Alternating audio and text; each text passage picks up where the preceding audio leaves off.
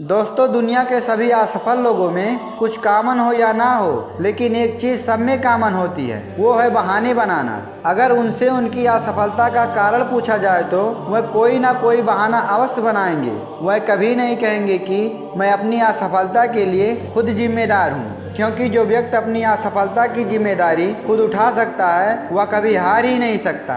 वैसे मेरे हिसाब से दुनिया में असफलता नाम की कोई चीज़ होती ही नहीं है। इंसान या तो सफल होता है या तो कुछ सीखता है। दरअसल लोग सीखने की प्रक्रिया को ही असफलता मान लेते हैं। उदाहरण के तौर पर थॉमस अल्वा एडिसन बल्ब को बनाने में 1000 बार फेल हुए थे, परंतु वे इसे असफलता नहीं बल्कि सीखना मानते थे। थॉमस अल्वा एडिसन कहते थे कि मैं असफल नहीं हुआ हूँ, मैंने 1000 ऐसे तरीके खोज लिए हैं जिनसे बल्ब नहीं बनाया जा सकता था। अपने इसी सिद्धांत की वजह से वह बल्ब बनाने में सफल हुए। अगर वह भी इसी सीखने की प्रक्रिया को असफलता मानकर हार मान जाते तो शायद आज भी आप लालटेन जलाकर पढ़ाई कर रहे होते। आजकल के अधिकतर लोग सफलता के लिए निरंतर प्रयास ही नहीं करते और केवल कुछ प्रयासों के बाद हार मान लेते हैं। इसलिए आप भी अपनी कमजोरियों को बहाने के आड़ में छुपाना छोड़ दो। कोई फर्क नहीं पड़ता कि आप गरीब परिवार में पैदा हुए हो, कोई फर्क नहीं पड़ता कि आपके पास पैसे नहीं हैं, कोई फर्क नहीं पड़ता कि आप कितने पढ़े लिखे हैं, कोई फर्क नहीं पड़ता कि आप नाटे हैं, मोटे हैं, काले हैं, दुबले हैं, पतले हैं या विकलांग हैं। कोई फर्क नहीं पड़ता कि आपके पास पर्याप्त संसाधन नहीं है, क्योंकि जिसे पढ़ना है वह लाइट जाने के बाद भी टॉर्च जलाकर पढ़ लेगा। वह बहाना नहीं बनाएगा कि लाइट चली गई और अब मैं कैसे पढ़ाई करूंगा। जिसे अपने मंजिल पर पहुंचना है वह ऑटो पकड़कर भी अपने मंजिल पर चला जाएगा। वह ये बहाने नहीं बनाएगा कि ट्रेन छूट गई या बस छूट गई। इस दुनिया का इतिहास ऐसे हजारों लोगों की कहानियों से भरा हुआ है जिन्होंने बद से बदतर हालतों में भी बहाना नहीं बनाया और अपने जीवन में असफलता के ऊंचाइयों को छुआ। तो आइए आज हम आपको ऐसे कुछ महान लोगों से मिलवाते हैं जो चाहते तो अपनी कमजोरियों का बहाना बना सकते थे, परंतु उन्होंने बहाना नहीं बनाया, इसलिए वह अपने जीवन में सफलता के शिखर तक पहुंचे।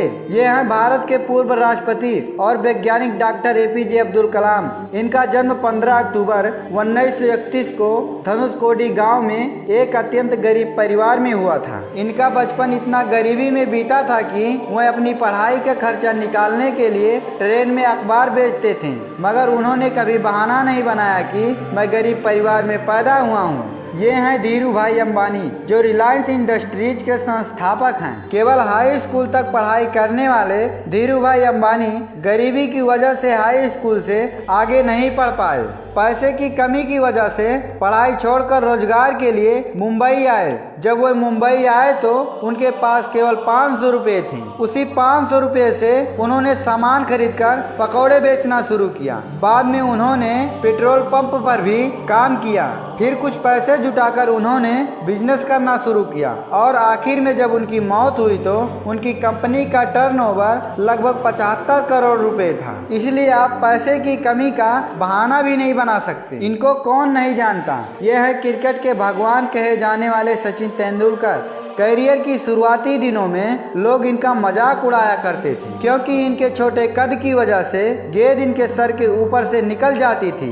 यह चाहते तो छोटे कद का बहाना बनाकर क्रिकेट खेलना छोड़ सकते थे, लेकिन इन्होंने कभी बहाना नहीं बनाया बल्कि अपनी कमजोरियों को अपनी ताकत बनाया। आज सारी दुनिया इन्हें क्रिकेट का भगवान कहती है। ये हैं अरुणिमा सिन्हा। इनका जन्म 1988 में भारत के अंबेडकर नगर में हुआ था और ये बास्केटबॉल की नेशनल खिलाड़ी रही हैं। अरुणिमा सिन्हा को 2011 में बदमाशों ने चलती ट्रेन से फेंक दिया। ट्रेन की पटरियों के बीच गिरी ये लड़की रात भर दर्द से चीखती हुई अपनी मौत का इंतजार कर रही थी। सुबह लोगों ने इन्हें बेहोशी की हालत में हॉस्पिटल पहुंचाया। टूटे पैर में इन्फेक्शन होने की वजह से डॉक्टरों को उनका एक पैर काटना पड़ा और दूसरे पैर में राड लगानी पड़ी। ऐसी बुरी परिस्थिति में इन्होंने ठान लिया कि दुनिया के सबसे ऊंची चोटी माउंट एवरेस्ट पर विजय प्राप्त करनी है और विकलांग होने के बावजूद इन्होंने मौत से लड़ते हुए माउंट एवरेस्ट की चोटी पर तिरंगा फहरा दिया। आपको क्या लगता है, एक लंगड़ी लड़की के लिए दुनिया की सबसे ऊंची पहाड़ की चोटी पर विजय प्राप्त करना आसान काम रहा होगा? अगर वह चाहती तो अपने विकलांग होने का बहाना बनाकर घर में बैठ सकती थी। ये है निक बुजिक। इनका जन्म 4 दिसंबर 1982 को ऑस्ट्रेलिया के मेलबर्न में हुआ था। बिना हाथ पैर के जन्मे इस व्यक्ति का जीवन शुरू से ही काफी चुनौतीपूर्ण रहा। अपने कठिन जीवन से तंग आकर उन्होंने एक बार सुसाइड करने की कोशिश की थी, परंतु वह बच गए।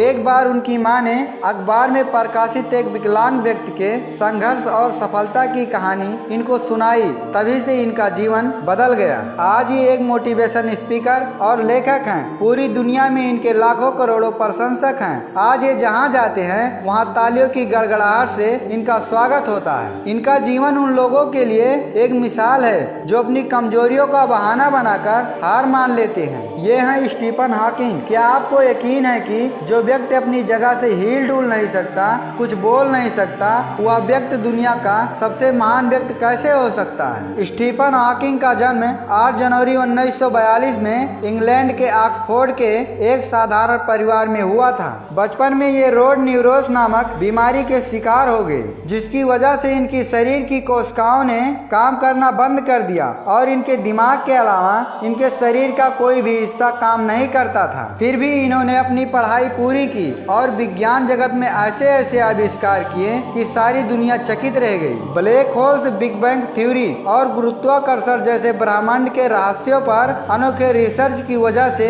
ये विज्ञान जगत के सेलिब्रिटी बन गए। स्टीफन हॉकिंग कहते थे कि अगर मुझे यह बीमारी नहीं होती तो मैं शायद इतना सफल नहीं हो पाता। इनके अतिरिक्त और भी लाखों महान लोग हैं जिन्होंने अपनी कमजोरियों का बहाना नहीं बनाया और इसी दुनिया में इतिहास रचकर चले गए। दोस्तों, बहाने बनाना बहुत आसान है, लेकिन अगर आप अपने जीवन में कुछ बड़ा करना चाहते हो और सफलता की ऊंचाइयों को छूना चाहते हो तो आपको बहाने बनाना छोड़ना होगा और अपनी जिम्मेदारियों को उठानी होगी। दोस्तों, उम्मीद करता हूँ कि आप सभी को ये वीडियो पसंद आया होगा। ऐसे और वीडियो पाने के लिए चैनल को जरूर सब्सक्राइब करें। Thank you.